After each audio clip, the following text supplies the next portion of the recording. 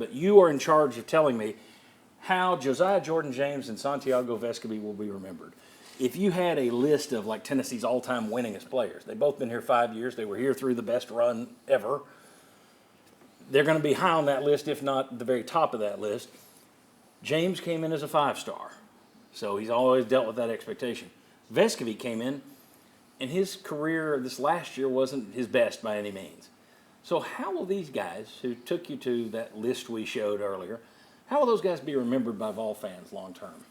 I think they'll be remembered as mostly good starters but not great players on some really good teams. I think they'll see them as good but not great players, and that's probably not totally fair to what these guys were at their peaks. Josiah Jordan-James and Vescovi were sometimes their leading scorers. They weren't what they were this year when they had to take more of a backseat to Dalton Knecht. So I think they're going to be remembered as more just okay players. As you mentioned, Josiah Jordan-James seen as a disappointment probably compared to what his recruiting ranking was coming out of high school. But these guys played valuable minutes for Tennessee, and they were their go-to scorers for a large stretch of their careers. They just didn't end up that way at the end because they had to take more of a back seat, and they weren't the great shooters, obviously, that Dalton Knecht is. It's clear Barnes loved them. Yeah. I mean, Barnes, I don't know that Barnes wouldn't have these guys on his Mount Rushmore, the way he talks about them and the way he's connected with them. They're glue guys. They're the guys that coaches love to coach, but that fans don't always fully appreciate because the things they do, as you point out with the how the points that opponents scored or didn't score when Vescovi was on the court. Those are the things fans don't always see. It's not always visible, but the numbers add up to make you a better team when those guys are on the court. Agreements, disagreements, got to be quick. I'll disagree. I think that I think long term he'll be our guy. I think both Josiah Jordan-James and Vescovi. I think short term though, it's going to be like when Eric Ainge and Jonathan Crompton left. Oh, thank God they're out of here. Those guys couldn't play. But then 5-7 years later, people get a little bit more perspective. I could go for an Ainge or a Crompton right now. Yeah, absolutely. And then you get a Justin Worley or a Nathan Peterman, and you're like, man, those were the good old days, right? I agree with that. I was thinking more long-term view, but immediately, I think the reaction is those guys shouldn't have come back. We're probably better off replacing them next year. Yeah, boy, disagree with that. I think they'll be remembered kind of like Wayne Chisholm. Wayne Chisholm was a good basketball player on good basketball teams, but nobody ever mentions him on that list of guys that you throw out.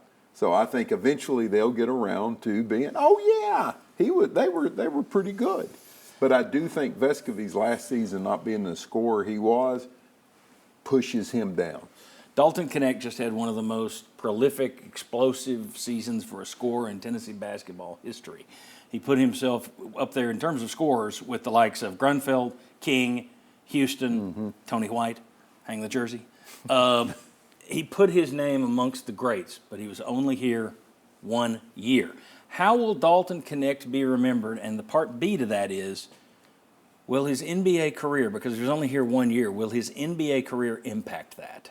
I think it will. I think he's Alvin Kamara if he has a good NBA career. I think that's what it turns into because Alvin Kamara wasn't here long, but we still hear about Alvin Kamara far more than we do a lot of other running backs in Tennessee lore. So if he's successful in the NBA, I think he can become that. But either way, I think people are going to remember him very, very fondly because he kind of added an extra 20 points per game, or his arrival added 20 points extra per game to what Tennessee was, and it became a better-looking product. And you haven't seen a scorer like that, a guy who could just take over a game. I mean, here's the thing. Tobias Harris is forgotten. I mean, he may come to town, people are nice to him, and people would say good things about him, but, I mean, you never hear people say, oh, Tobias Harris, because he was one and done. When's the last time I saw Jaden Springer pop up in a Celtics game the other day? I'm like, oh, yeah, I recognize him.